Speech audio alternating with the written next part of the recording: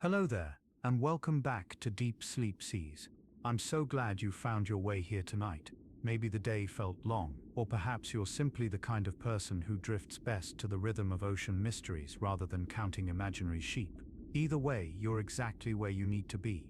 Let your shoulders drop, your breathing slow, and your mind begin to wander toward the water's edge. Tonight we're descending into the world of one of the ocean's most quietly extraordinary creatures, not fish, despite their name. Not plants, though they cling to rocks like patient gardens. They are sea stars, also called starfish, and they have been living in Earth's oceans for more than 450 million years, long before the first flowers bloomed on land, long before the first dinosaurs walked. They witnessed the slow continental drift, the rise and fall of ancient seas, and the endless reshaping of coastlines. Before we begin, if you find these stories relaxing, consider subscribing so you don't miss the next deep sea journey. And if you're awake enough, let me know where in the world you're listening from. Now let's begin. There are nearly 2,000 species scattered across every ocean on the planet, from sun-warmed tide pools to the crushing darkness 6 kilometers beneath the surface. Some are smaller than a coin, others stretch wider than a dinner plate, their arms reaching out like the spokes of a living wheel. They come in colors that seem borrowed from dreams: deep purples, electric blues, blood reds, soft pinks and mottled browns that blend into the seafloor like whispers. But what makes sea stars truly remarkable is not their appearance, it's what they can do. They move without muscles in the way we understand them. They see without eyes, at least not eyes like ours. They feed by turning their stomachs inside out, and if you were to cut one of their arms away, many species would simply grow it back, slowly, patiently, over months or even years, as if loss were merely a temporary inconvenience. Tonight, we'll explore how these creatures accomplish such seemingly impossible feats. How do they glide across rocks with no legs to carry them? How do they pry open the tightly sealed shells of clams and mussels? How does a severed arm know to rebuild itself into wholeness again? These are not simple questions, and the answers unfold like the tide, gradually, in layers. So settle in. Let your body sink deeper into comfort. There's no rush, no deadline, nothing you need to remember or achieve. This is a journey of gentle curiosity, meant to carry you softly toward rest. We'll move slowly through tide pools and coral gardens, across sandy plains and into the deep, following the quiet lives of sea stars as they creep, hunt, heal, and endure. By the end, you may find yourself drifting, half awake, somewhere between the surface and the seafloor, your thoughts as weightless as plankton in the current. And that's exactly where you should be. Let's begin. Sea stars belong to a family of creatures called echinoderms, a word that comes from ancient Greek meaning spiny skin. It's a fitting name. If you've ever touched a sea star, you know their surface isn't smooth like a fish or soft like a jellyfish. It's firm, sometimes rough, covered in tiny bumps or short spines that give them a texture somewhere between sandpaper and stone. Echinoderms are an ancient lineage. They first appeared in the fossil record more than 500 million years ago, during a time known as the Cambrian period, when life in the oceans was exploding into strange and wonderful forms. Back then, the world was unrecognizable. There were no trees, no insects, no animals on land at all. Everything that lived underwater. And among the trilobites and early shellfish, the ancestors of sea stars were already crawling across the seafloor. Today, the echinoderm family includes more than just sea stars. It also includes sea urchins, with their spherical, spiny bodies, sea cucumbers, soft and elongated, lying like strange sausages on the ocean floor, brittle stars, with their thin, whip-like arms that break off at the slightest touch, and feather stars, delicate filter feeders, that look like living flowers swaying in the current. What unites all these creatures is a set of shared characteristics. They all have radial symmetry, meaning their bodies are organized around a central point, usually with 5 arms or sections radiating outward like the petals of a flower. They all have a skeleton made of calcium carbonate plates embedded beneath their skin, and they all share a unique internal system called the water vascular system, which we'll explore in depth shortly.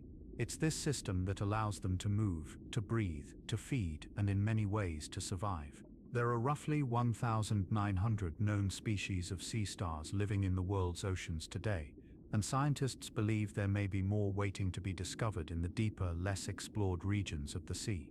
These species vary widely in size, shape, and behavior. Most have 5 arms, the classic starfish shape we recognize from childhood drawings and beach souvenirs. But some species have 6, 7, 10, or even more. The sunflower sea star, one of the largest species, can have up to 24 arms, giving it the appearance of a spiky, many-fingered hand reaching across the rocks. The arms themselves are not separate limbs in the way a crab's legs are separate. They are extensions of the central body, hollow and filled with vital organs. If you were to look inside a sea star's arm, you would find portions of its digestive system, its reproductive organs, and a complex network of canals and nerves. Each arm is a little world unto itself, yet all are connected, coordinated, working together without a central brain to guide them. Sea stars live in every ocean. You can find them clinging to rocks in the cold waters off Alaska, where icebergs drift and seals hunt beneath the surface. You can find them on coral reefs in the tropics, where the water is bath-warm and filled with color. They live in the intertidal zone, that narrow band of shore that is sometimes underwater and sometimes exposed to the air, baking under the sun at low tide. And they live in the deep sea, thousands of meters down, where no light penetrates and the pressure would crush a human body in an instant. Their distribution across such a wide range of environments is a testament to their adaptability. Some species thrive in freezing water just above the freezing point. Others prefer warmth. Some burrow into sand. Others cling to vertical rock walls or nestle into crevices. A few even live on the undersides of floating ice in the Arctic, a world of cold and darkness we can barely imagine. What's especially fascinating is that their diversity doesn't follow the patterns we see in many other marine animals. In shallow tropical waters, sea star diversity is high, just as you might expect. Warm, nutrient-rich waters support a wide variety of life. But as you descend into deeper water, something strange happens. In the tropics, sea star diversity drops off. Yet in temperate and polar regions, deep sea diversity actually increases. Scientists studying this pattern believe it may be related to nutrient availability. Cold waters, especially near the poles, are often rich in nutrients that sink from the surface, feeding the creatures that live in the depths below. In this way, sea stars challenge some of our basic assumptions about where life thrives. They remind us that the ocean is not a single place but a collection of countless habitats, each with its own rules, its own rhythms, and its own silent inhabitants going about their ancient routines. And among those routines, one of the most essential and most mysterious is movement. Before we can understand how sea stars move, we need to understand what they are made of. And that begins with a simple, startling fact. Sea stars have no brain. There is no central command center inside a sea star's body, no cluster of neurons processing information and sending out instructions. No brain, and for that matter, no centralized nervous system in the way we understand it. Instead, a sea star has something called a nerve net, a diffuse web of nerve cells that spreads throughout its body, connecting the arms to the central disk and to each other. This nerve net is more like a conversation than a command structure. Signals pass between different parts of the body, coordinating action without any single part being in charge. When a sea star needs to move in a particular direction, the arm that detects food or senses danger takes the lead, and the other arms follow, adjusting and coordinating as they go. It's a form of distributed intelligence, where the whole body works together without a boss. Sea stars also have no blood. At least, not in the sense that we have blood. They don't have a heart pumping red cells through arteries and veins. Instead, they use seawater. Their entire body is designed to channel and manipulate seawater in ways that allow them to function. They take it in, filter it, pressurize it, and circulate it through a series of canals that run throughout their body. This system, called the water vascular system, is the key to almost everything a sea star does. The structure of a sea star begins with the central disk, the round or slightly pentagonal body at the center where all the arms meet. On the top side of this disk, called the arboreal surface, you'll find a small circular structure that looks like a tiny sieve or screen.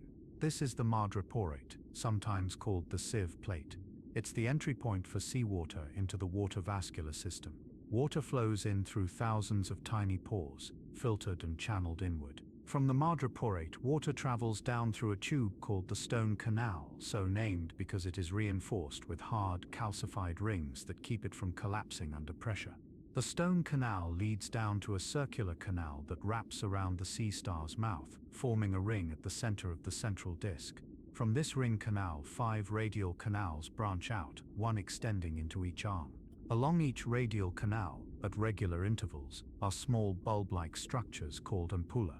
Each ampulla is connected by a thin lateral canal to a tube foot, a small, flexible, finger-like projection that extends from the underside of the arm. A single sea star can have hundreds or even thousands of these tube feet, arranged in rows along grooves that run down the length of each arm. It's these tube feet that allow the sea star to move. The mechanism is elegant in its simplicity. Each tube foot is like a tiny hydraulic piston. When the ampulla contracts, it squeezes water down through the lateral canal and into the tube foot, causing the foot to extend outward, reaching toward the surface below. At the tip of each tube foot is a small suction cup, or in some species, a flattened disc coated with a sticky glue-like secretion. When the tube foot makes contact with a rock, a shell, or the sandy bottom, it adheres, not through suction alone, but through a chemical adhesive that the foot secretes. This adhesive is remarkably strong, capable of holding the sea star in place even in strong currents or when waves crash over the rocks. Once attached, the tube foot contracts, pulling the sea star's body forward, if only by a fraction of an inch. Now imagine this process happening, not with one tube foot, but with hundreds, all working in a coordinated rhythm. Some extend and attach, others contract and pull, still others release and reposition. It's a slow rolling motion, like a wave passing through the body. The sea star doesn't walk in the way a crab walks, with distinct steps. It glides, its body moving fluidly across the surface, its tube feet constantly adjusting and repositioning. The speed is not impressive by human standards. A sea star might cover 15 centimeters in a minute, less than 6 inches. At this pace, crossing a tide pool might take 10 or 15 minutes, but speed is not the point. The point is persistence and stability, and the ability to move across surfaces that would be impossible for creatures with legs. Sea stars can climb vertical walls. They can hang upside down from overhangs. They can traverse jagged rocks, shifting sand, and the smooth, slippery surface of glass if placed in an aquarium. The tube feet adjust to whatever they encounter, finding purchase where none seems to exist, holding on with a grip that can withstand forces many times the animal's own weight. And when a sea star finds itself flipped over, its arboreal surface facing down and its tube feet waving uselessly in the water above, it doesn't panic. It simply begins the process of righting itself.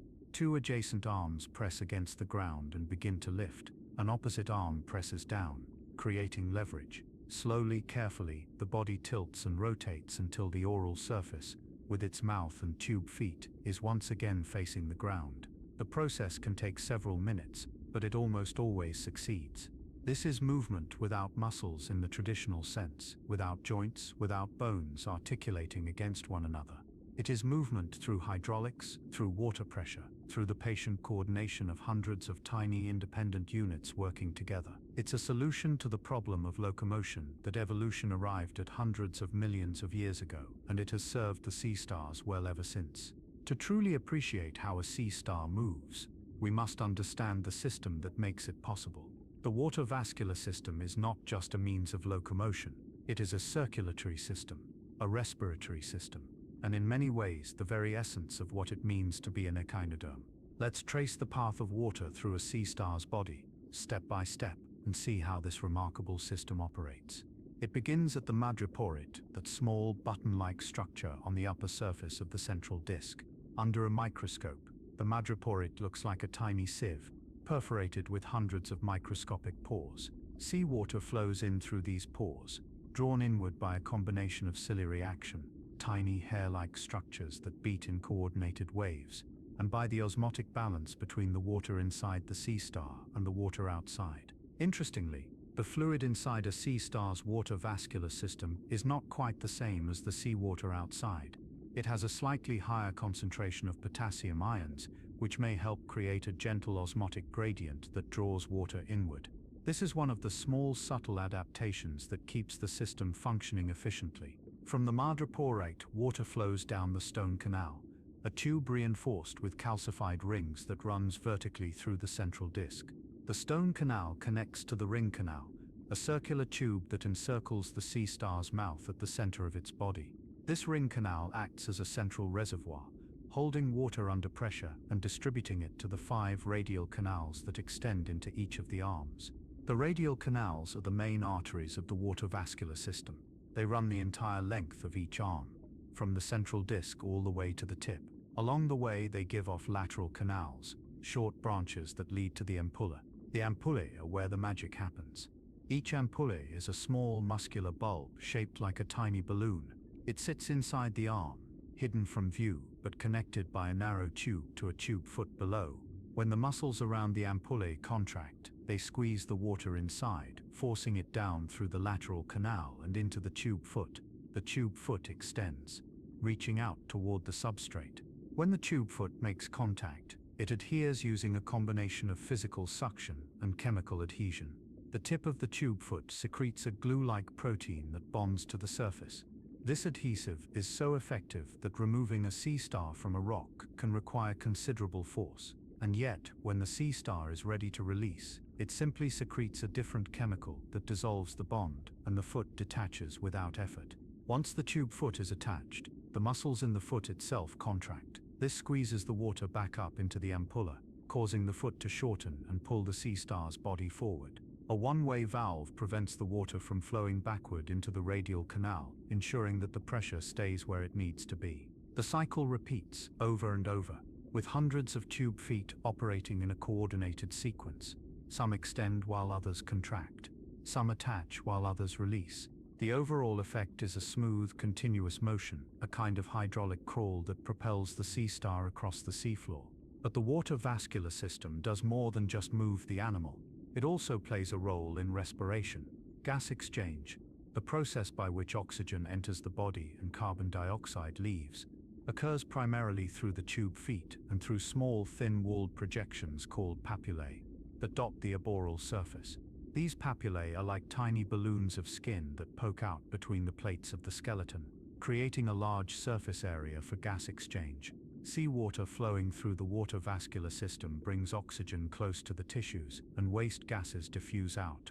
The system also helps transport nutrients. Although sea stars have a digestive system separate from the water vascular system, the movement of fluid through the canals helps circulate nutrients absorbed from food, distributing them to the muscles and organs that need them.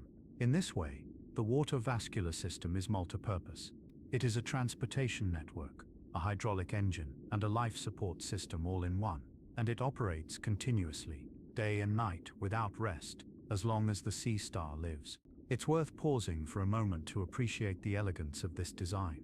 In a world where most animals rely on complex circulatory systems with hearts and blood vessels, where muscles pull against rigid skeletons to produce movement, the sea star has taken a different path. It has turned the ocean itself into a tool, harnessing the properties of water, pressure, and chemical adhesion to move, breathe, and survive. And it's this same system that allows the sea star to do something even more remarkable: to feed. Sea stars are predators. To look at them, you might not think so. They move slowly. They have no teeth, no claws, no obvious weapons. But beneath their calm exterior lies a patient, relentless hunter. Most sea stars are carnivores, feeding on a variety of bottom-dwelling invertebrates. Their preferred prey varies by species and habitat, but many favor bivalves, clams, mussels, oysters, and scallops. These are creatures that live inside two hinged shells, held tightly closed by powerful muscles called adductors. For most predators, a closed bivalve is nearly impossible to breach. The shells are hard, the seal is tight, and the mollusk inside is safely protected. But a sea star has time. When a sea star encounters a mussel or clam, it doesn't rush. It positions itself over the prey, draping its arms around the shell, and then it begins to pull. Using its hundreds of tube feet, the sea star grips both halves of the shell and applies a steady, continuous force, trying to pry them apart. The mussel, sensing the attack, clamps down hard. Its adductor muscles, evolved over millions of years to resist exactly this kind of assault, hold the shells together with impressive strength. For a few minutes, even an hour, the mussel can hold out, but a sea star can pull for hours. It doesn't tire easily. It doesn't need to breathe air or take breaks. It simply maintains the pressure, a slow, patient tug that never wavers. and gradually, inevitably, the muscles begin to fatigue.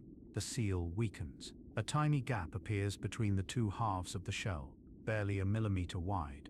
That's all the sea star needs. What happens next is one of the strangest and most fascinating feeding behaviors in the animal kingdom. The sea star has two stomachs, both located in the central disc.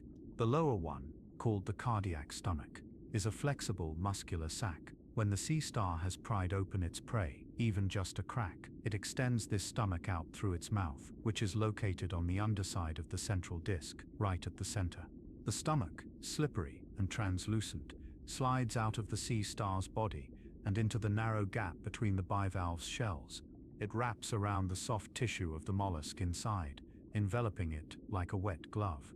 Then the sea star releases digestive enzymes. These powerful chemicals begin breaking down the mollusk's flesh, turning muscle and organs into a thick, soupy liquid. This is external digestion. The sea star doesn't swallow its prey and digest it inside. It digests the prey outside its body, in the shell of the victim itself. The process can take hours. The enzymes work slowly, dissolving tissue, releasing nutrients. The sea star's stomach absorbs some of this liquefied food directly, and eventually it retracts the stomach back into its body, bringing the partially digested meal with it. Once inside, the food passes into the second stomach, the pyloric stomach, where digestion continues. From there, nutrients are absorbed into the digestive glands that extend into each of the arms. These glands store food and distribute it throughout the body, providing energy for movement, growth, and reproduction. The mechanics of stomach eversion are controlled by neuropeptides, molecules that act as chemical signals between nerve cells. Scientists have identified specific neuropeptides that trigger the relaxation and extension of the cardiac stomach, allowing it to slip out through the mouth, and other neuropeptides that trigger contraction and retraction, pulling the stomach back inside once feeding is complete. Interestingly, these neuropeptides have evolutionary relatives in other animals, including humans. The neuropeptide that controls stomach retraction in sea stars is related to a molecule in humans that regulates stress and arousal. It's a reminder that even creatures as different as sea stars and humans share deep connections, traces of a common ancestry that stretches back hundreds of millions of years. Not all sea stars feed this way. Some species are less specialized. They have smaller mouths and cannot evade the stomachs as dramatically. These species tend to feed on smaller prey, swallowing them whole and digesting them internally. Some are detritivores, feeding on decomposing organic matter that settles on the seafloor, sifting through sediment and absorbing nutrients from the particles. Others are filter feeders, extending their arms into the current and capturing tiny plankton drifting by. A few species even feed on coral, extending their stomachs over the surface of a coral colony and digesting the living polyps. The crown of thorns sea star, native to tropical Indo-Pacific reefs, is infamous for this behavior. During population outbreaks, swarms of these spiny predators can devastate large sections of coral reef, leaving behind pale, lifeless skeletons. In all these feeding strategies, patience is the common thread. Sea stars do not chase their prey. They do not ambush or overwhelm. They simply persist, outlasting their victims through sheer endurance. It's a slow, quiet form of predation, but it is devastatingly effective. And this effectiveness has made sea stars important players in their ecosystems. In many coastal habitats, sea stars are keystone species, meaning their presence has a disproportionate effect on the structure and diversity of the community. Remove the sea stars and the balance shifts. Mussels and barnacles, no longer kept in check, can overgrow the rocks, crowding out other species and reducing biodiversity. The entire ecosystem can collapse into monoculture, a single dominant species choking out all the rest. In this way, the slow, patient hunting of the sea star maintains the richness of life along the shore. It keeps populations in balance, creates space for diversity, and ensures that no single species dominates completely. Perhaps no aspect of sea star biology is more astonishing than their ability to regenerate. If a sea star loses an arm, whether to a predator, an accident, or even by its own choice, it can grow the arm back. And in some species, the severed arm itself can grow into an entirely new sea star. This is not a metaphor. This is not exaggeration. A single arm, separated from the body, can sometimes regenerate a complete central disc, a mouth, and eventually 4 additional arms. The result is a small lopsided creature called a comet form, with one large original arm and several tiny newly grown arms radiating from a miniature disc. Over time, the new arms grow and the comet matures into a normal sea star. Not all species can do this. The ability varies widely. Some sea stars require at least a portion of the central disk to remain attached to the arm for regeneration to occur. Others can regenerate from very little. But even in species that cannot regenerate a whole new body from a single arm, the ability to regrow lost limbs is nearly universal. Regeneration is an ancient ability, one that sea stars share with other echinoderms and with a handful of other animal groups, like salamanders and certain worms. But in sea stars, it reaches a level of sophistication that scientists are only beginning to understand. The process begins immediately after the loss of an arm. Within minutes, the sea star's body responds to the injury. The entire arm wall contracts rapidly, forming what's sometimes called a hemostatic ring, a tight seal that prevents further loss of coulommic fluid, the internal body fluid that fills the spaces inside the animal. Specialized cells called coulommocytes rush to the wound site, clustering together to form a clot that seals the opening and prevents infection. Over the next few days, epithelial cells from the edges of the wound begin to migrate inward, stretching across the exposed tissue until they meet in the middle and form a continuous layer of new skin. This is the repair phase, and it's critical. Without a proper seal, the sea star would lose too much fluid and die. Once the wound is closed, the real work of regeneration can begin. This second phase, called the early regenerative phase, is driven by pressure. The coulommic cavities inside the arm begin to swell with fluid, creating a kind of internal balloon that physically supports the shape of the regenerating tissue. This turgidity, or fluid pressure, holds everything in place while new structures begin to form. At the same time, cells near the wound site begin to de-differentiate. Differentiation is the process by which a cell takes on a specific identity, becoming a muscle cell, a nerve cell, or a skin cell. De-differentiation is the reverse. A specialized cell loses its identity and becomes more like a stem cell, capable of transforming into other types of cells. In the regenerating arm, muscle cells near the tip begin to de-differentiate and migrate toward the growing tip. These cells will eventually re-differentiate into whatever type of cell is needed: muscle, nerve, skeleton, or skin. It's a process of controlled chaos, where cells lose their jobs, move to new locations, and take on new roles as needed. During this early phase, the skeleton begins to form. Tiny plates of calcium carbonate start to deposit in the collagen network that makes up the structural framework of the arm.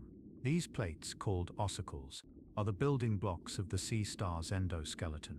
They start small and irregular, but over time they grow and interconnect, forming the rigid yet flexible lattice that gives the arm its shape and strength. The third phase, the advanced regenerative phase, is where the arm begins to look like an arm again. By this point, several months have passed since the injury. A small bud of tissue has appeared at the end of the stump, and it's growing steadily outward. This is the regenerate, and it will eventually become a full-length arm, complete with all the internal structures. The growth starts at the tip and works backward. The terminal tube foot forms first, the outermost point of the new arm. From there, the muscles, nerves, and skeletal elements develop in sequence, moving from the tip toward the base. The radial water canal extends into the regenerate, sprouting lateral canals that connect to new ampullae and new tube feet. The nerve cord follows, re-establishing the connections that allow the arm to sense and respond. Over time, months or even a year or more, depending on the species and the size of the lost arm, the regenerate grows until it matches the length of the other arms. The new arm functions just as well as the original, with full sensation, full strength, and full coordination with the rest of the body. Interestingly, you can often tell when a sea star has regenerated an arm, even after the process is complete. The regenerated arm is sometimes slightly shorter, slightly thinner, or slightly different in color compared to the original arms. It's a subtle asymmetry, a scar written not in damaged tissue but in the pattern of growth. The triggers for regeneration are complex and not fully understood, but scientists have identified some of the key molecules involved. One is a neurohormone, similar to cholecystokinin, a molecule in humans that helps regulate digestion and satiety. In sea stars, a related molecule appears to trigger the process of autotomy, the intentional shedding of an arm. Autotomy is different from accidental loss. It's a deliberate act, a defense mechanism. When a predator grabs a sea star by one of its arms, the sea star can choose to release that arm, severing it at a predetermined weak point called the autotomy plane. The arm drops away, often still wriggling, distracting the predator while the rest of the sea star escapes. It's the same strategy used by lizards that drop their tails, and it works just as well underwater. The lost arm will eventually regenerate, assuming the sea star survives and has enough food to fuel the energy-intensive process of regrowth. And in some cases, the severed arm may also regenerate, becoming a new, independent sea star. This ability to regrow entire body parts, even entire organisms, is not just a curiosity. It's a survival strategy that has allowed sea stars to persist for hundreds of millions of years. Predators, injuries, and environmental stresses are constant threats in the ocean.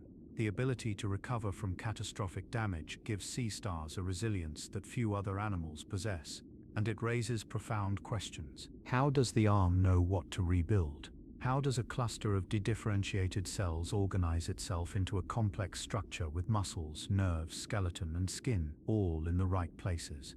How does the body coordinate the timing and sequence of events so that everything comes together correctly? Scientists are still working to answer these questions.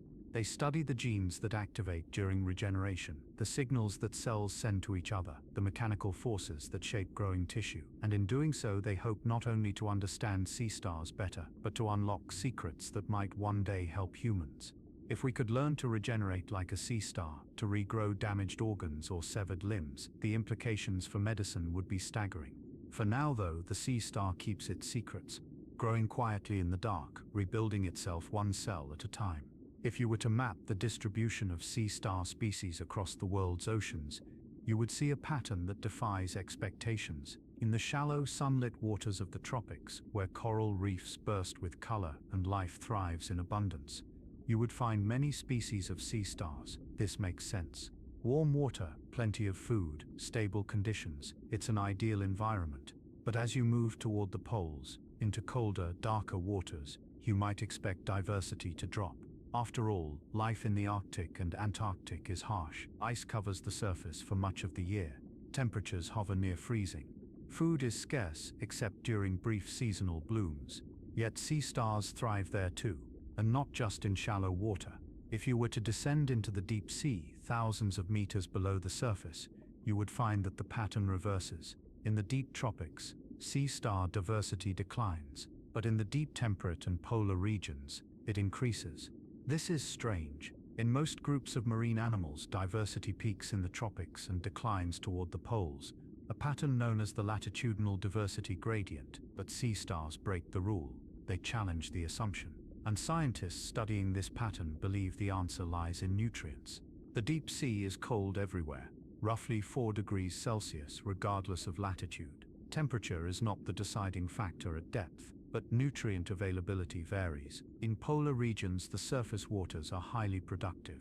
Plankton blooms feed vast populations of krill and other small creatures. When these organisms die, they sink, carrying nutrients down to the seafloor. This steady rain of organic matter feeds the bottom dwellers, including sea stars. In the tropics, by contrast, surface productivity is lower. The water is warm and stratified, with a sharp boundary between the warm surface layer and the cold depths below. Nutrients don't mix as easily, and less organic matter sinks to the bottom.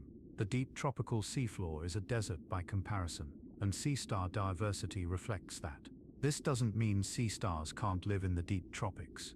They do, but the greatest variety, the richest diversity, is found in the cold, dark waters of the temperate and polar deep sea. The habitats sea stars occupy are as varied as the species themselves.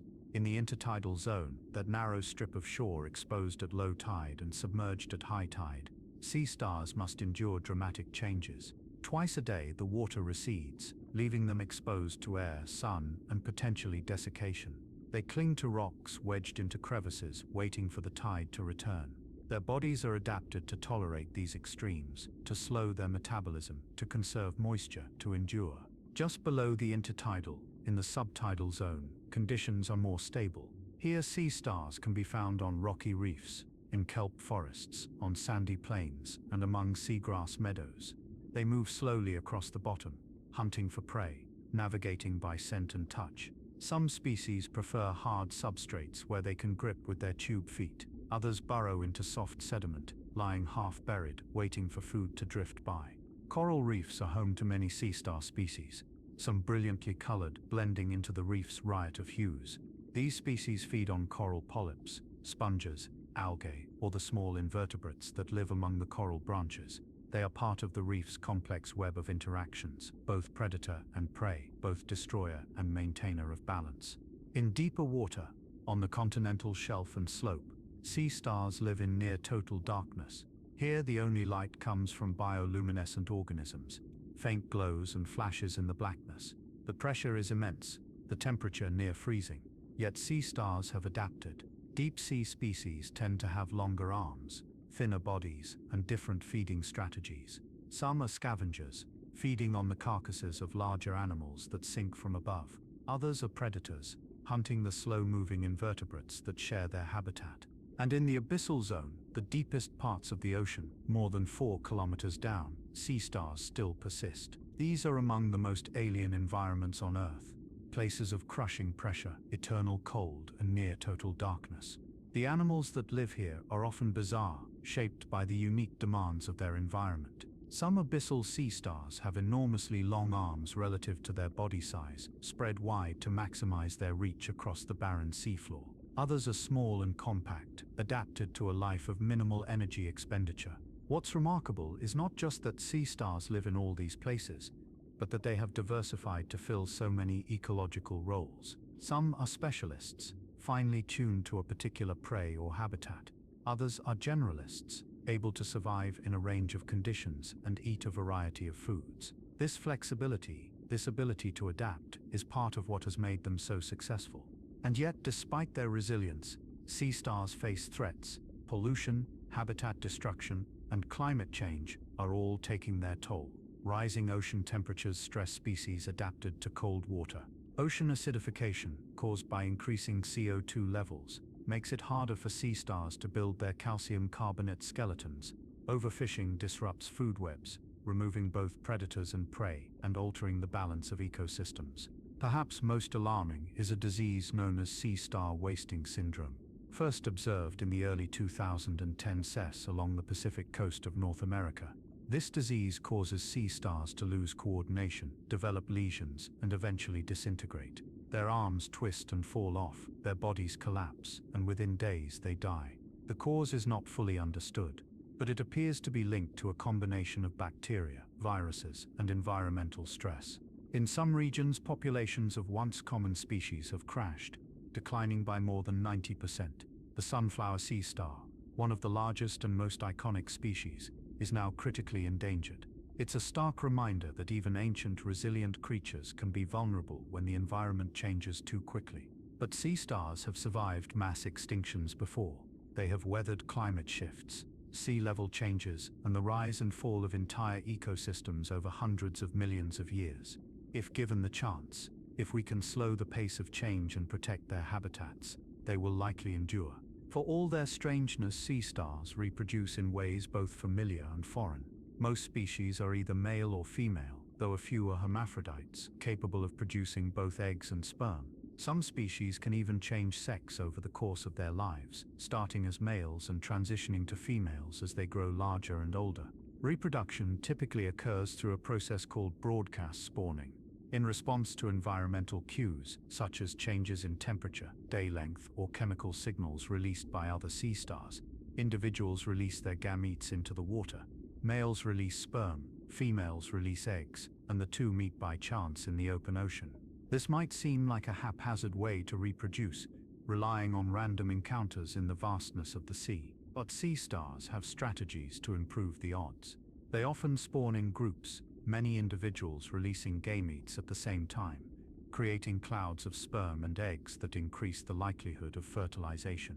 And they spawn during specific times of year, often in spring or summer when conditions are favorable for the survival of larvae. Once fertilized, the eggs develop into free-swimming larvae. These larvae look nothing like adult sea stars. They are tiny, translucent, and bilaterally symmetrical, shaped more like teardrops or hourglasses than stars. They drift in the plankton, feeding on microscopic algae and bacteria, growing slowly over a period of weeks or months. Eventually, the larvae undergo a dramatic transformation called metamorphosis. They settle onto the seafloor, attach to a rock or shell, and begin to reorganize their bodies. The bilateral symmetry gives way to radial symmetry. The larval structures are absorbed or discarded, and new structures grow in their place. The central disc, the arms, the tube feet. Within days, a tiny sea star, no larger than a pinhead, detaches from its perch and begins to crawl. This early juvenile stage is perilous. The tiny sea stars are vulnerable to predators, to being swept away by currents, to finding enough food to fuel their growth. Many do not survive. But those that do grow steadily, adding to their skeleton, lengthening their arms, and eventually reaching sexual maturity after a few years. Some species, however, skip the larval stage entirely. They brood their eggs, holding them close to the body or even inside specialized pouches, until they hatch as fully formed juveniles. This strategy is less common, but it has advantages. The offspring are larger and more capable when they begin life, and they don't need to survive the vulnerable larval period in the open water. Sea stars can also reproduce asexually. Some species are capable of fissiparity, a process where the body splits in two, and each half regenerates the missing parts, becoming two complete individuals. This usually happens when the animal is stressed or when conditions are favorable for population expansion. It's a quick way to produce offspring, though it comes at the cost of genetic diversity. All the offspring produced this way are clones, genetically identical to the parent. Lifespan in sea stars varies widely. Small species may live only a few years. Larger species, like the sunflower sea star, can live for decades. In some deep-sea species where growth is slow and metabolism is reduced, individuals may live for many decades or even longer. Age can be estimated by counting growth rings in the skeletal ossicles, much like counting rings in a tree, though the method is not always precise. Throughout their lives, sea stars are shaped by the rhythms of the ocean, the seasons, the tides, the availability of food, the presence of predators. All influence their behavior, their growth, and their survival. They are part of a vast, interconnected web of life, each species playing a role, each individual contributing to the continuity of the community. How does a creature without a brain make sense of its environment? How does it know where to go, what to eat, when to flee? The answer lies in distributed sensing. A sea star doesn't perceive the world the way we do, with a centralized consciousness interpreting signals from specialized sense organs. Instead, it perceives the world through its entire body, through a network of sensory cells scattered across its skin, through chemical receptors in its tube feet, and through simple eye spots at the tips of its arms. The eye spots are perhaps the most intriguing. At the end of each arm, just beneath the terminal tube foot, is a small cluster of photoreceptor cells. These cells can detect light and dark, but they cannot form images. A sea star cannot see in the way we see. It cannot recognize shapes or colors or movement in any detailed way, but it can sense the presence of light, the direction of shadows, the difference between day and night. This simple form of vision is enough. Sea stars are generally more active in darkness, moving and hunting under the cover of night when predators are less able to spot them. During the day, many species retreat to crevices or bury themselves in sand, avoiding the light. The eye spots help them navigate, ensuring they stay oriented, even in the absence of more sophisticated vision. But vision is only a small part of how sea stars sense their world. Much more important are chemical cues. Sea stars are exquisitely sensitive to smells and tastes dissolved in the water. They can detect the scent of prey from meters away, following gradients of chemical concentration to their source. This chemosensation happens primarily through the tube feet. Each tube foot is covered with sensory cells that respond to specific molecules. When a sea star is hunting, its tube feet extend outward, waving gently in the current, sampling the water. When they detect the scent of a mussel or a clam, they send signals through the nerve net, and the sea star begins to move in that direction. The leading arm, the one that first detects the prey, takes charge. It moves forward, and the other arms follow, coordinating their movements to propel the body toward the food. There's no central decision maker, no brain weighing options. The arm that senses the strongest signal simply leads, and the rest of the body follows. Touch is another critical sense. Sea stars are constantly in contact with their environment, their tube feet exploring every surface, their arms draped over rocks and shells. They can sense texture, pressure, and vibration. When something touches them, they respond, either by recoiling or by investigating further. This tactile feedback helps them navigate complex terrain, avoid obstacles, and find prey hidden in crevices. Interestingly, sea stars also have sensors that detect changes in water pressure and salinity. These help them sense tides, currents, and the presence of freshwater runoff, which can be dangerous. Sea stars are stenohaline, meaning they can only tolerate a narrow range of salinity. If the salt concentration drops too low, as it might near the mouth of a river, their internal chemistry becomes unbalanced, and they can die. The ability to sense and avoid low salinity water is critical for their survival. Some species have evolved additional sensory adaptations. The crown of thorns sea star, for example, has venomous spines that it uses for defense. When touched, it can detect the contact and orient its spines toward the threat. Other species have specialized structures called pedicelaria, small pincer-like organs scattered across the body surface. These can grasp small objects, remove debris, and even deter parasites or predators trying to settle on the sea star's skin. What emerges from all these sensory inputs is not a unified picture of the world, but a mosaic of stimuli: light and dark, smell and taste, pressure and texture. The sea star doesn't need a detailed map of its surroundings. It only needs enough information to move toward food, away from danger, and into suitable habitat. This decentralized approach to sensing and decision-making is surprisingly effective. It allows sea stars to respond quickly to local conditions without the lag time that would come from routing all signals through a central brain. If one arm encounters danger, it can retract immediately, without waiting for permission from headquarters. If another arm finds food, it can start moving toward it right away. This is intelligence without consciousness, cognition without thought. It's a form of awareness that emerges from the interactions of simple components, a pattern that arises from the coordinated activity of thousands of cells and tube feet, all working together without a conductor. Sea stars are predators, but they are also prey. Despite their hard, spiny exteriors and their ability to regenerate, they are not invulnerable. Many animals have learned to hunt them, to overcome their defenses, and to turn them into food. Seabirds, particularly gulls, are frequent predators of intertidal sea stars.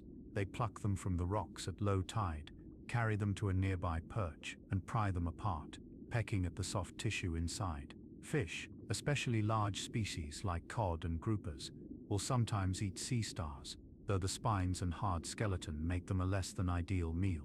Sea otters, those charismatic mammals of the Pacific coast, are known to eat sea stars on occasion, though they prefer sea urchins and shellfish. Other sea stars also prey on sea stars. Some species are cannibalistic, feeding on members of their own species, or on other smaller sea star species. It's a reminder that in the ocean, almost nothing is safe, and almost nothing is wasted. To defend themselves, sea stars rely on a combination of physical and chemical defenses. Their spines provide some protection, making them difficult to swallow or handle. Some species have particularly sharp or venomous spines that can cause pain or injury to attackers. The crown of thorns is covered in long needle-like spines that deliver a toxin capable of causing severe pain and swelling in humans who accidentally handle them. Many sea stars also produce chemical deterrents. Their bodies contain compounds called saponins, which have a bitter, unpleasant taste. Predators that bite into a sea star quickly learn to avoid them. Some species go further, producing powerful toxins like tetrodotoxin, the same neurotoxin found in pufferfish. These toxins can paralyze or kill animals that ingest them, making the sea star a dangerous meal. But perhaps the most effective defense is simply being hard to digest. The thick, calcified skeleton and the tough, collagen-rich skin are difficult for most predators to break down. Even if swallowed, a sea star may pass through a predator's digestive system largely intact, offering little nutritional value. Despite these defenses, sea stars are an important part of coastal food webs. They regulate the populations of their prey, and in doing so, they shape the entire ecosystem. This role is perhaps best illustrated by the ochre sea star, a species that lives along the rocky shores of the Pacific Northwest. The ochre sea star is a keystone species, a term coined by ecologist Robert Payne in the 1960s to describe species that have a disproportionately large impact on their environment. Payne conducted a simple but elegant experiment. He removed all the ochre sea stars from a section of shoreline and watched what happened. Without the sea stars, the mussel population exploded. Mussels grew unchecked, covering the rocks, crowding out barnacles, algae, and other organisms. The diversity of the intertidal community plummeted. What had been a rich, varied habitat became a monoculture of mussels, and when Payne returned the sea stars to the shore, the balance was restored. The sea stars ate the mussels, thinning their numbers, creating space for other species to thrive. This experiment demonstrated that sea stars are not just predators, they are ecosystem engineers, species that create and maintain the conditions necessary for diversity. By controlling the populations of dominant competitors like mussels, they ensure that many species can coexist, but no single organism takes over completely. This same dynamic plays out on coral reefs, in kelp forests, and on sandy bottoms around the world. Sea stars eat sea urchins, preventing them from overgrazing kelp. They eat snails that would otherwise mow down algae. They consume coral polyps, which might seem destructive, but in moderation can stimulate coral growth and diversity. When sea star populations decline, whether due to disease, pollution, or overfishing of their prey, the effects ripple through the ecosystem. Prey species explode, competition intensifies, diversity drops, and the intricate balance that has existed for millennia begins to unravel.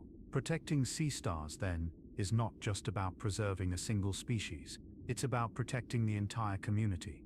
The web of interactions that makes coastal ecosystems rich, productive, and resilient. Before we drift into our closing thoughts, let's pause to appreciate the sheer diversity of forms that sea stars have taken over their evolutionary journey.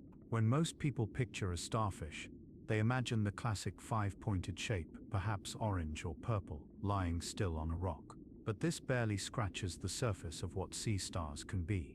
Consider size first. The smallest sea stars are barely larger than a fingernail.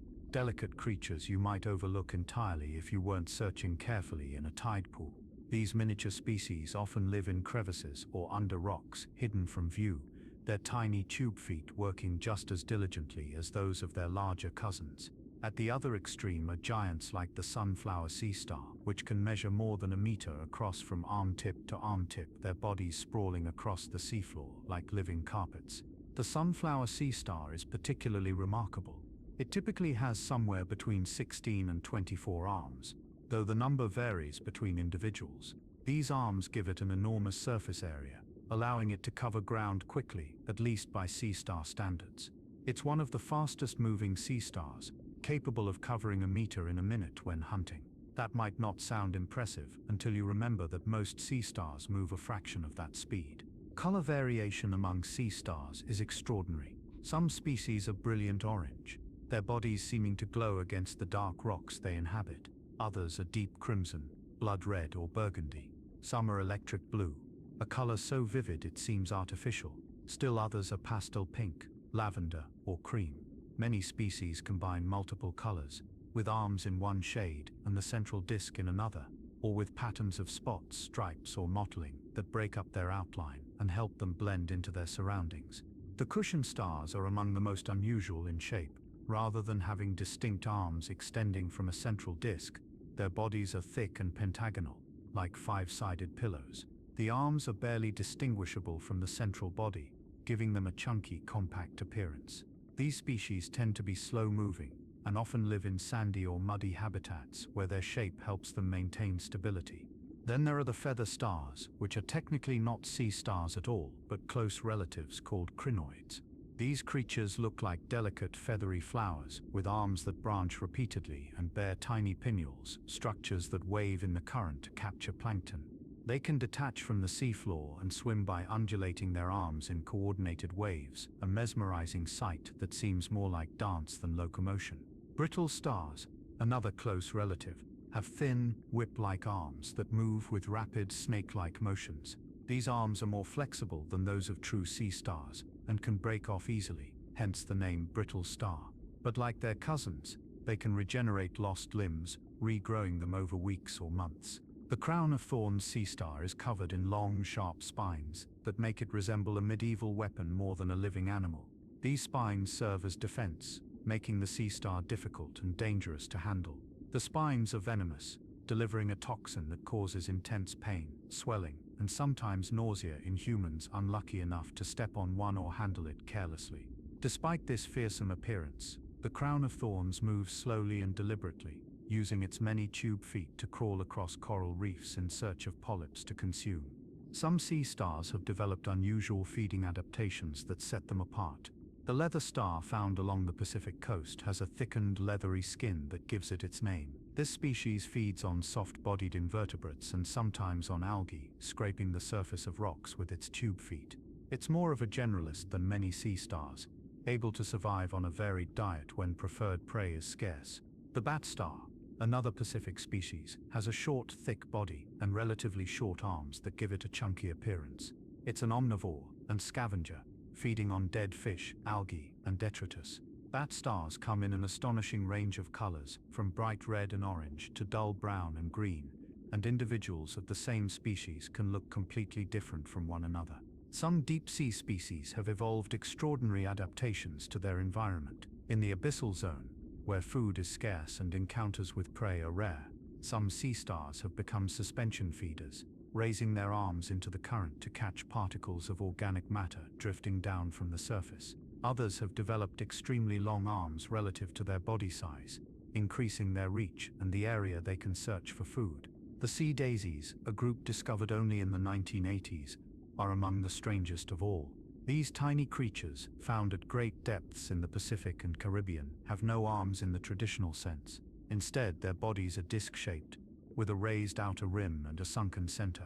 For years, scientists debated whether they were even true sea stars, or represented a separate class of echinoderms entirely.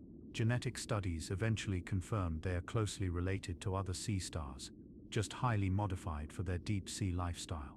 What's remarkable about all this diversity is that it arose from a common ancestor, a single lineage that diversified over hundreds of millions of years to fill nearly every available niche in the ocean, from shallow tide pools to abyssal plains, from tropical reefs to polar ice, from rocky shores to sandy bottoms. Sea stars have found a way to survive and thrive. And each species, each population, each individual carries within its body the same basic design: the radial symmetry, the water vascular system, the calcium carbonate skeleton, the regenerative abilities. These are the constants, the shared inheritance that defines what it means to be a sea star. But within that framework, evolution has produced endless variation, a testament to the creative power of natural selection working over deep time. Sea stars live in a chemical world. Much of their interaction with the environment happens not through sight or sound, but through the detection and production of molecules dissolved in seawater. These chemicals govern their feeding, their reproduction, their defense, and their communication, such as it is. When a sea star hunts, it follows trails of scent molecules released by its prey. Clams and mussels, despite being sealed inside their shells, still release chemical cues into the water: waste products, metabolic byproducts, and alarm chemicals produced when they sense danger. A sea star can detect these molecules at incredibly low concentrations, perhaps only a few parts per billion, and can follow the gradient of increasing concentration back to the source. The sensory cells responsible for this chemoreception are located primarily on the tube feet and around the mouth. These cells have receptor proteins on their surfaces that bind specifically to particular molecules, triggering a cascade of signals that inform the sea star's nervous system about the chemical landscape around it. It's a form of taste and smell combined, though neither term quite captures what's happening. It's more like reading the chemical signature of the environment, a form of perception we humans can barely imagine. Sea stars also produce their own chemicals, both for defense and for communication. The saponins in their bodies, for example, are complex organic molecules that disrupt cell membranes. When a predator bites into a sea star, these saponins are released, creating a foul taste and potentially damaging the predator's digestive system. It's a chemical warning: I am not good to eat. Some species produce even more potent toxins. The blue sea star, found in the Indo-Pacific, contains tetrodotoxin, the same deadly neurotoxin found in pufferfish and some species of octopus. This molecule blocks sodium channels in nerve cells, preventing the transmission of electrical signals and causing paralysis. In high enough doses, it can be fatal, even to humans. The sea star doesn't produce this toxin itself, rather it accumulates it from bacteria in its diet or from symbiotic bacteria living in its tissues. The sea star is immune to its effects, but predators are not. During reproduction, sea stars release chemical signals called pheromones that trigger spawning in nearby individuals. When one sea star begins to release gametes, others in the vicinity detect the pheromones and respond by spawning as well, synchronizing the event to maximize the chances of fertilization. These pheromones are species-specific, ensuring that sea stars only spawn with members of their own species, avoiding the waste of gametes that would come from interspecies mating attempts. The ability to produce and secrete adhesive is another chemical feat. The glue that sea star tube feet use to attach to surfaces is a protein-based material that forms strong bonds with rock, shell, glass, or almost any other substrate. What makes it remarkable is not just its strength, but the fact that the sea star can release it at will. When it's time to detach, the tube foot secretes a different set of enzymes that break down the adhesive bonds, allowing the foot to lift away cleanly. This on-demand adhesion and release is something materials scientists study with great interest, hoping to develop synthetic adhesives with similar properties. Chemical signaling also plays a role in the sea star's ability to sense environmental conditions. Changes in salinity, temperature, and pH all affect the chemistry of seawater, and sea stars have sensors that can detect these changes. When fresh water enters the ocean from rivers or heavy rain, the salinity drops. Sea stars unable to tolerate low salinity can detect this change and move away from the affected area, retreating to deeper or more saline water. Ocean acidification, caused by increasing atmospheric carbon dioxide dissolving into seawater, is a growing concern for sea stars and other calcifying organisms.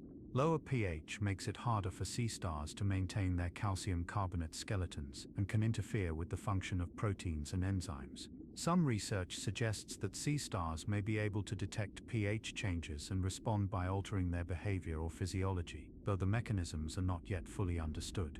The chemical defenses of sea stars extend beyond toxins and bad taste. Some species produce mucus that coats their bodies, creating a physical and chemical barrier against parasites, bacteria, and fouling organisms that might try to settle on their surfaces. This mucus contains antimicrobial compounds that kill or inhibit the growth of potentially harmful microorganisms, keeping the sea star's skin clean and healthy. All of these chemical processes require energy, and they require the sea star to carefully regulate the composition of its internal fluids.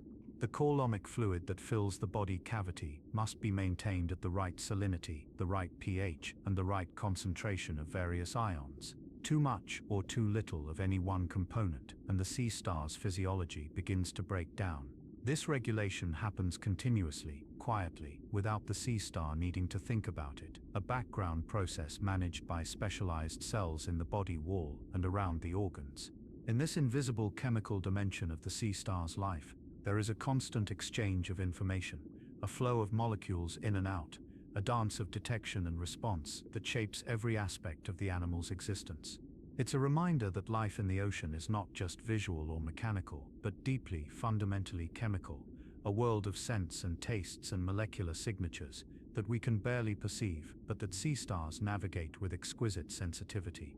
A sea star's skeleton is unlike any other in the animal kingdom. It's not inside in the way our bones are inside our bodies, protected by layers of muscle and skin. And it's not outside in the way a crab's shell is outside, a hard armor encasing soft tissue. Instead, it's embedded within the body wall, a mosaic of small plates called ossicles held together by connective tissue and muscle. Each ossicle is made of calcium carbonate, specifically a crystalline form called calcite. Under a microscope, these ossicles have a distinctive structure. They're not solid, but rather lattice-like, with a honeycomb of tiny pores and struts. This design makes them strong yet lightweight, providing structural support without adding excessive weight. The spaces within the ossicles are filled with living tissue, cells that maintain and repair the skeleton throughout the sea star's life. The arrangement of ossicles varies depending on their location in the body. In the central disc, the ossicles are relatively small and tightly packed, forming a firm but flexible plate that protects the internal organs. In the arms, the ossicles are larger and more widely spaced, connected by muscles and connective tissue that allow the arm to bend and twist. This flexibility is essential for movement and for the sea star's ability to conform its body to irregular surfaces. Along the length of each arm, a series of ossicles called ambulacral ossicles form the structural core. These are arranged in pairs, one on each side of the ambulacral groove where the tube feet emerge. The ambulacral ossicles articulate with each other through small joints, allowing the arm to flex up and down and side to side. The degree of flexibility varies by species. Some sea stars have very rigid arms that barely bend. Others, like brittle stars, have arms that are almost snake-like in their flexibility. On the upper surface of the sea star, additional ossicles form a protective layer. Some of these bear spines, small projections that stick up through the skin and give the sea star its rough, prickly texture. The spines serve multiple functions. They deter predators, help keep the surface of the sea star clean by preventing sediment from settling, and may play a role in gas exchange by increasing the surface area of the body. Between the spines and scattered across the arboreal surface are the papillae, small, thin-walled projections of the body cavity that poke out between the ossicles. These are the sea star's primary respiratory structures. Oxygen from the surrounding seawater diffuses across the thin walls of the papillae and into the coalomic fluid, while carbon dioxide diffuses out. The papillae can retract if the sea star is out of water or under threat, protecting them from drying out or being damaged. Some sea stars also have structures called pedicellaria, scattered among the ossicles and spines. These are tiny pincer-like organs, each consisting of 2 or 3 jaws that can open and close. They're controlled by muscles and can grasp small objects, remove debris from the sea star's surface, and deter parasites or larvae of other organisms from settling. In some species, the pedicellaria are equipped with toxins that they can inject into anything they grasp, adding an extra layer of defense. The skeleton grows throughout the sea star's life. As the animal gets larger, new ossicles are added at the tips of the arms and at the edges of the central disc. Existing ossicles also grow, their lattice structure expanding as more calcium carbonate is deposited. The cells responsible for this growth are called sclerocytes, specialized cells that produce and shape the calcite crystals. Building and maintaining a skeleton made of calcium carbonate requires a steady supply of calcium and carbonate ions from the seawater. This is usually not a problem in normal ocean conditions, but it becomes more challenging as the ocean acidifies. Lower pH reduces the availability of carbonate ions, making it harder for sea stars to build and repair their skeletons. Young sea stars, which are growing rapidly and building their skeletons for the first time, are particularly vulnerable. The flexibility of the skeleton is controlled not just by its structure, but also by a unique property of the connective tissue that holds it together. This tissue, composed largely of collagen fibers, can change its stiffness almost instantly. In a relaxed state, the tissue is soft and pliable, allowing the skeleton to flex. When the sea star needs rigidity, perhaps to resist a predator or to maintain a particular posture, the connective tissue can stiffen, locking the ossicles in place. This process, called catch connective tissue, is controlled by the nervous system and happens within seconds. The ability to control the stiffness of the skeleton is one reason sea stars can perform seemingly contradictory feats. They can squeeze through narrow crevices, conform their bodies to irregular shapes, and then, when needed, stiffen their arms to pull against the shells of their prey with considerable force. It's a kind of programmable skeleton, one that can be soft or hard, flexible or rigid, depending on what the situation requires. When a sea star loses an arm, the ossicles in the remaining stump seal off the wound, and new ossicles begin to form at the growing tip of the regenerate. These new ossicles start small and simple, but over time they grow and take on the complex, lattice-like structure of mature ossicles. The process is slow, but it's remarkably precise, with the new skeleton integrating seamlessly with the old. The fossil record of sea stars stretches back more than 450 million years, and fossilized ossicles are among the most common traces they leave behind. Because ossicles are hard and durable, they preserve well, even when the soft tissues of the animal have long since decayed. Paleontologists can reconstruct ancient sea stars from these fossilized ossicles, piecing together their skeletons and inferring their appearance and behavior. What the fossils reveal is that the basic design of the sea star skeleton has remained remarkably consistent over geological time. The five-fold radial symmetry, the water vascular system, the ossicle-based endoskeleton, these features were present in the earliest sea stars, and persist in modern species. Evolution has modified and refined them, producing the diversity we see today, but the fundamental architecture has endured. In this way, the skeleton of a sea star is a record of deep time, a structure that links the living animals we see today to ancestors that crawled across the seafloors of ancient oceans, long before there were fish in the sea or flowers on the land. Despite centuries of study, sea stars still hold secrets. There is much we don't understand about how they live, how they sense, how they regenerate, and how they have managed to thrive for so long. One enduring mystery is the nature of their coordination. How do hundreds of tube feet, scattered across 5 arms, work together so smoothly? There is no central brain issuing commands, no master clock keeping time, yet the movements are coordinated, fluid, purposeful. Scientists believe the answer lies in the nerve net, in feedback loops between the arms, and in the mechanical properties of the water vascular system itself. But the details remain elusive. When you watch a sea star move, it's clear that the tube feet aren't acting independently. There's a rhythm to their movements, a pattern that suggests communication between different parts of the body. But how does that communication happen? Is it through chemical signals passing through the coalomic fluid, through electrical signals in the nerve net, through mechanical coupling, where the movement of one tube foot physically influences its neighbors? The answer is probably all of the above, a complex interplay of signals and forces that creates coordinated action from distributed components.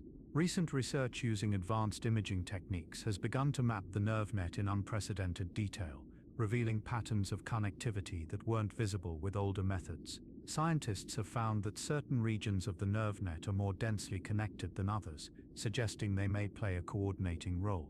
There are also feedback loops within the system, where signals from the tube feet travel back to the nerve net and influence future commands. This feedback allows the sea star to adjust its movements in real time, responding to obstacles, changes in substrate, and the pull of currents. Another mystery is the molecular basis of regeneration.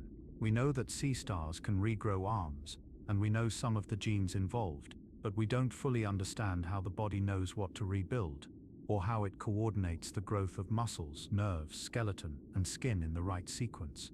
Unlocking these secrets could have profound implications for regenerative medicine, offering clues about how to stimulate healing and regrowth in humans. One of the key questions is how cells at the wound site receive their instructions. When an arm is lost, how do the remaining cells know they need to build an arm and not, say, a second central disc? The answer seems to involve gradients of chemical signals, molecules that spread through the tissue in specific patterns and activate different genes in different cells depending on their position. These gradients act like a coordinate system, telling cells where they are in the body and what they should become. But creating those gradients requires precision. The signals must be produced in the right amounts, at the right times, and in the right places. Any error in the process can result in malformed regenerates, arms that are too short, too long, or misshapen. And yet, most of the time, regeneration proceeds flawlessly, producing an arm that is indistinguishable from the originals. Scientists are also interested in the stem cells involved in regeneration. Unlike mammals, which have only a few types of stem cells that can give rise to a limited range of cell types, sea stars seem to have more flexible stem cells, or perhaps a greater ability to differentiate mature cells back into stem-like states. Understanding how this works could someday allow us to coax human cells into regrowing damaged tissues, or even entire organs. We also don't fully understand the ecological roles of many sea star species, especially those that live in the deep sea or in remote understudied regions. How do they interact with their prey? What are their predators? How do they respond to environmental changes? These questions remain open, waiting for future researchers to explore them. The deep sea is one of the least explored environments on Earth. We've mapped more of the surface of Mars than we have of the ocean floor. Many deep-sea sea stars have been observed only once or twice, collected from research dredges or photographed by remotely operated vehicles. We know next to nothing about their behavior, their life cycles, or their ecological importance. Some deep-sea species may live for a very long time, perhaps decades or even centuries, growing slowly in the cold, food-poor conditions of the abyss. Others may have unusual reproductive strategies, adapted to the challenges of finding mates in the vast darkness. Still others may have symbiotic relationships with bacteria or other organisms, partnerships that help them survive in such extreme conditions. And then there are the questions about consciousness and awareness. Does a sea star experience anything that we might recognize as a subjective state? Does it feel pain when injured? Does it have preferences, memories, desires? These are difficult questions, perhaps unanswerable with current methods. But they remind us that even in creatures as simple and alien as sea stars, there may be depths we have not yet fathomed. We know that sea stars respond to harmful stimuli. When injured, they retract, they release stress hormones, they change their behavior. But do they experience these events as something unpleasant? Or are they simply executing programmed responses, no more aware of pain than a thermostat is aware of temperature? The answer matters, not just for philosophical reasons, but for ethical ones. If sea stars can suffer, then we have an obligation to minimize that suffering when we collect them for research, when we handle them in aquariums, or when we disturb their habitats. But measuring awareness in an animal with no brain is a profound challenge, one that may require us to rethink our definitions of consciousness itself. What we can say is that sea stars are sensitive creatures, exquisitely attuned to their environment, capable of complex behaviors, and deserving of respect. Whether or not they have inner lives in any sense we would recognize, they are living beings with a long evolutionary history and an important role in the ecosystems they inhabit. As our technology improves, as our methods become more sophisticated, we will continue to uncover the secrets of sea stars. Each new discovery raises new questions, opens new avenues of inquiry, and in this ongoing dialogue between observation and wonder, between data and mystery, we come to appreciate these animals not just as subjects of study, but as fellow travelers in the grand unfolding story of life on Earth. Let's step back for a moment and consider the vast sweep of time that sea stars have witnessed. They appeared in the fossil record during the Ordovician period, roughly 450 million years ago, during an era when life was still largely confined to the oceans, and the land was barren rock. Back then, the world was almost unrecognizable. There were no trees, no grass, no flowers. The most complex life on land was probably mosses and primitive fungi. But the oceans were teeming. Trilobites scuttled across the seafloor, their compound eyes scanning for food. Nautiloids, ancestors of today's chambered nautilus, swam through the water columns, their shells coiled into perfect spirals, and among them the first sea stars began their slow crawl across the ancient seabeds. Those early sea stars would have looked remarkably similar to modern species in many ways. They had the same five-fold radial symmetry, the same water vascular system, the same ability to move using tube feet. The basic body plan had already been established, and it would prove so successful that it has persisted, with variations, for nearly 500 million years. Over that immense span of time, sea stars witnessed extinctions that wiped out most life on Earth. They survived the Permian-Triassic extinction, the worst mass extinction in Earth's history, when more than 90% of marine species disappeared. They survived the asteroid impact that killed the dinosaurs, an event that devastated life on land but had less impact in the oceans. They adapted to ice ages and warm periods, to changes in ocean chemistry and sea level, to the coming and going of entire ecosystems. What allowed them to endure? Part of the answer is probably their simplicity. Sea stars don't require complex habitats. They don't need specific plants or algae, like many herbivores do.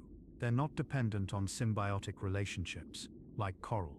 They're generalists, able to eat a wide variety of prey and survive in a wide range of conditions.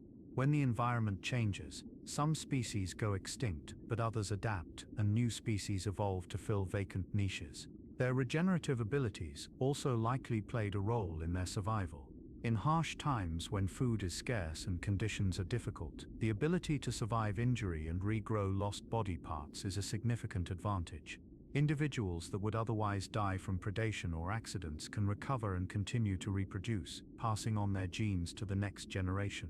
And then there's their larvae. The larval stage, drifting in the plankton, gives sea stars a way to disperse across vast distances. When a local population is wiped out, larvae from distant populations can repopulate the area. This dispersal ability helps maintain genetic diversity and allows sea stars to colonize new habitats as they become available. Throughout their long history, sea stars have played important roles in shaping marine ecosystems. As predators, they control the populations of other invertebrates, preventing any single species from dominating. As prey, they provide food for fish, birds, and other predators. As ecosystem engineers, they modify the physical structure of habitats, creating conditions that allow other species to thrive. In some ecosystems, sea stars have been among the first organisms to colonize new habitats. When a volcanic island rises from the sea, or when a new hydrothermal vent opens on the ocean floor, sea star larvae are often among the first settlers, arriving on currents from distant populations. They establish themselves, begin to reproduce, and create conditions that allow other species to follow. The fossil record also reveals periods of rapid diversification, times when sea star species proliferated and experimented with new forms. One such period was the Mesozoic era, the age of dinosaurs, when sea stars diversified into many of the families we recognize today. The oceans of the Mesozoic were warm and shallow, with high sea levels that created vast expanses of continental shelf habitat. These conditions favored the spread of sea stars, and they took advantage, radiating into numerous ecological niches. Today, sea stars continue to evolve. The species we see are not static, frozen forms, but populations in flux, adapting to changing conditions, accumulating mutations, slowly diverging from one another. In isolated populations, on remote islands, or in deep-sea trenches, new species may be forming even now, too recently diverged to be recognized as distinct, but on their way to becoming something new. The story of sea stars is in many ways the story of the ocean itself. It's a story of persistence, of adaptation, of resilience in the face of change. And it's a story that continues, unfolding in tide pools and on coral reefs, in kelp forests, and in the abyssal darkness, wherever sea stars make their slow, patient way across the seafloor. There is something profoundly beautiful about watching a sea star in its natural habitat. Not the beauty of drama or spectacle, but a quieter beauty, the beauty of small, deliberate actions, of patience, of persistence. Imagine standing at the edge of a tide pool at dawn. The water still and clear, the sun just beginning to warm the rocks. You look down and see a sea star, perhaps an ochre sea star with its arms spread wide, clinging to a boulder. It hasn't moved noticeably since you arrived. It might not move noticeably for the next hour, but if you sit and watch, if you give it your time and attention, you begin to see the subtle signs of life. A tube foot extends, searching for purchase on a nearby rock. Another retracts, pulling the body forward by a fraction of an inch. The arms flex slightly, adjusting to the contours of the stone. The entire process is so slow, so gradual, that you could easily miss it if you weren't paying attention. But once you start to notice, once you attune yourself to the sea star's rhythm, the movement becomes mesmerizing. There's no wasted motion, no hesitation. Every tube foot knows its role. Every muscle contraction serves a purpose. The sea star isn't thinking about what it's doing, at least not in any way we would recognize. But it's doing it with a kind of unconscious grace, a fluidity that comes from millions of years of evolutionary refinement. Or imagine descending into the ocean on a dive, swimming down through the water column until you reach a rocky reef at 20 meters depth. The light is filtered and blue, the colors muted. You hover above the bottom, weightless, watching the life below. A sea star moves across a patch of sand, its arms reaching forward, its tube feet leaving tiny dimples in the sediment. It encounters a rock, climbs over it without pause, and continues on the other side. What is it looking for? Maybe food, maybe a mate, maybe just a more favorable location. You'll never know. But you can follow it for a while, staying just overhead, watching its progress. Other creatures ignore it. Small fish dart past, a crab scuttles out of its way. The sea star continues, implacable, unhurried. A small point of determination in the vast indifference of the ocean. Or picture the deep sea, where no human eye can see without aid. A remotely operated vehicle descends through the darkness, its lights cutting through the black water, revealing nothing but suspended particles drifting like snow. Finally, at 3,000 meters depth, the seafloor comes into view. And there, moving across the mud, is a sea star, its arms impossibly long and thin, its body ghostly pale. It's been down here for who knows how many years, crawling through a world of darkness and cold and pressure, feeding on whatever it can find, enduring. The ROV's cameras record its movement, transmit the images to the surface, where scientists watch in wonder. Even now, even after decades of deep-sea exploration, there are species being discovered. creatures no one has ever seen before, and many of them are sea stars, adapted to conditions that would kill most other animals in seconds. These moments, whether witnessed in person or through technology, whether in shallow water or the abyss, remind us of the diversity and persistence of life. They remind us that the ocean is not empty, not lifeless, not a void. It's full of creatures going about their business, surviving, reproducing, shaping their environments in small but meaningful ways. And sea stars, in their quiet way, embody that persistence. They don't dominate their habitats the way large predators do. They don't engineer ecosystems the way coral or kelp do. But they're there, always, moving slowly, hunting patiently, regenerating when injured, enduring. There's a lesson in that, perhaps, for those of us who live faster, busier lives. The lesson that not everything needs to happen quickly, that patience can be a strategy, not a flaw, that small, consistent actions, repeated over time, can accomplish things that force and speed cannot. A sea star doesn't rush toward its goals. It moves steadily, one tube foot at a time, trusting in the simple mechanics of its body and the slow accumulation of progress. And in the end, it gets where it needs to go. It finds food, it escapes danger, it survives. Maybe as we lie here on the edge of sleep, we can take something from that. The knowledge that we don't have to solve everything tonight. That healing, growth, progress all happen in their own time, often more slowly than we would like. That patience, persistence, and trust in the process are sometimes the best strategies we have. The sea star will still be there tomorrow, moving slowly across the rocks, hunting, surviving, enduring. And we will still be here too, carrying what we need to carry, healing what needs to heal, growing at our own pace. And so our journey through the world of sea stars comes to a close. We have moved slowly, like the animals themselves, across tide pools and coral reefs, down into the darkness of the deep sea and back again. We have watched them glide across rocks on hundreds of tiny feet, watched them pry open shells and turn their stomachs inside out, watched them lose arms and grow them back, patient and persistent, survivors of an ancient lineage. There is something deeply calming about the life of a sea star, the slowness of it, the patience, the way they endure without hurry, without panic, without complaint. They don't rush toward their goals. They simply move, steadily, one tube foot at a time, trusting that persistence will carry them where they need to go. In a world that often feels chaotic and fast, the sea star offers a different rhythm, a reminder that not everything needs to happen quickly, that sometimes the best strategy is simply to keep going, to rebuild when broken, to adapt when conditions change, to trust in the slow accumulation of small actions over time. As you lie here now, drifting towards sleep, perhaps you can carry something of that rhythm with you. The knowledge that healing happens, slowly, that growth is possible, even after loss, that patience, more than speed, is often what carries us through.